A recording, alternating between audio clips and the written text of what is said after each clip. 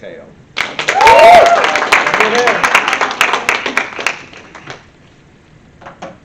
Okay, so I am a good loser, and to be more specific, I'm better at losing money, which is kind of weird to think about, but why am I bragging about this?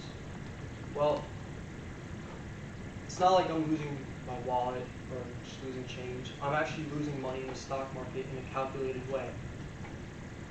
And so what I do is I've learned through, I use my losses as powerful lessons to strengthen my trading abilities and boost my profits.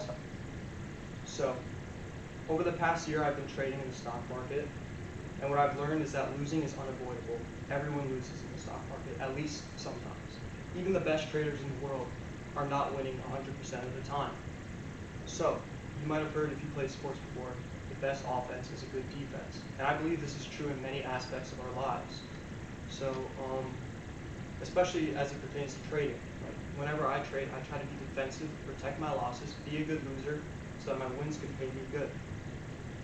Every good trader understands the power of using high probability setups. So, what is that? What does that mean? A high probability setup is when you take a trade that has a higher chance of you making money versus you losing money. So I try to do, before I execute the trade, I make sure that it's going to be a high probability setup, which is going to give me profits over the long run. So the issue with many beginning traders and struggling traders is they don't understand the concept and they lack the knowledge of these high probability setups. So if you're not trading with high probability setups, it's almost essentially gambling because you're playing a losing game.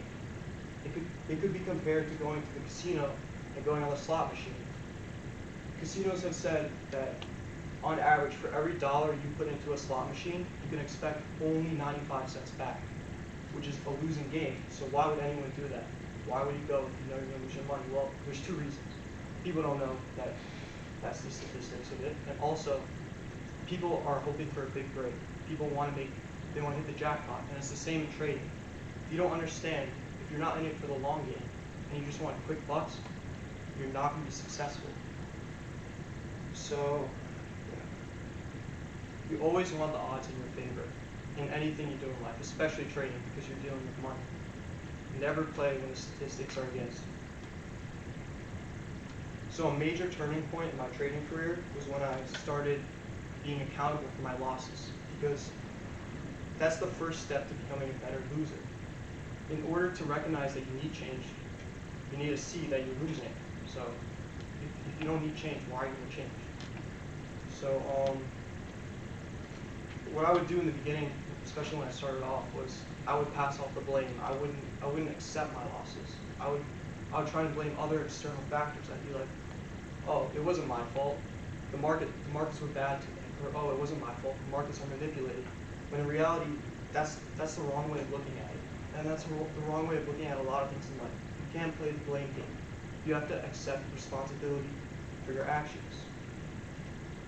So, it may be hard to take accountability for losses or accept your losses because it hurts our self-esteem. Like, nobody likes saying, oh yeah, I lost. Nobody likes saying I failed. It doesn't feel good. It hurts your self-esteem. But one trick that I use to help me actually accept it is by staying objective. I like to take a step back and from an unbiased perspective, look at my results and see how I got there. So for me, when I was trading, I realized like it's only me trading. No one else can trade for me. No one else can log into my account, open up the brokerage, and click buy and sell. So I'm the only one to blame here. There's a bunch of outside information coming in. It could be from social media or from anywhere. Tips and advice. I don't have to follow that. I have to follow what I know and my strategy, which will help me stay successful. When you own your own decisions, only you are responsible for the outcome. This is important. So yeah, when I first started, and there's one moment in particular where I found that it was hard to really accept my loss. when I first started out trading, I placed a trade and ended up losing a whole week's worth of my salary at my job. So I spent 20 hours working hard, and then I went in 5 minutes and lost all my money. Like, it was horrible. If you think losing a sports game is bad, try losing money in by just clicking buttons. It's hard. It's really demoralizing.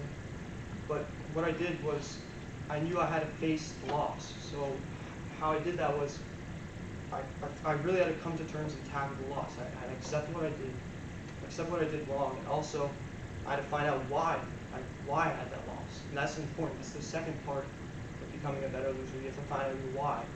The first part is accepting your loss. The second part is finding out why you lost. So it turned out that I was using too much money, and I was emotional because of it, and it was influencing my thoughts, and I wasn't thinking clearly.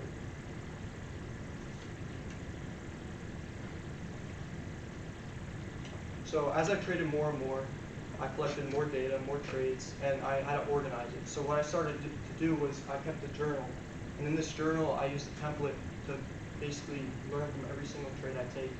And what I do is I record what I did good in the trade, what I did bad in the trade, and what I learned.